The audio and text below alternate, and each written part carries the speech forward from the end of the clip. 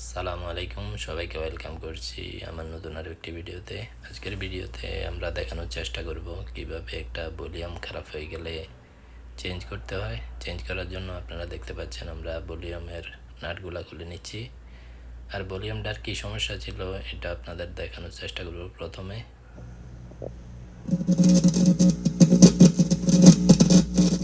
আওয়াজটা হয়তো আপনারা শুনতে পেয়েছেন, আসলে আওয়াজটাই সমস্যা। তো আওয়াজটার কারণে আমরা এটাকে কেটে নিয়েছি। আসলে আমাদের কাছে যে ভলিউমগুলো ছিল এই ভলিউমগুলোর সাইজ একটু বড় ছোট ছিল, মানে ওইটার মতো সেম পাইতেছি না। তো এই জন্য আমরা এটার পাগুলো রেখে ভলিউমটা শুধু কেটে নিয়েছি। সোল্ডারিংয়ের সাহায্যে ওই নতুন ভলিউমটা আমরা ওইটার সাথে জোড়া দিয়ে দিয়েছি পায়ের সাথে।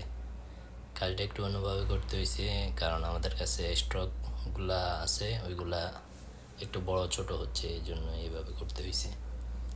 তো এরপরে এইভাবে করার পরে আমরা আবার টেস্ট করে ইনশাল্লাহ আপনাদেরকে দেখানোর চেষ্টা করব যে কাজটা হয়েছে কিনা। এই পর্যায়ে দেখেন আমরা এটাকে লাগিয়ে নিয়েছি, এখন টেস্ট করব।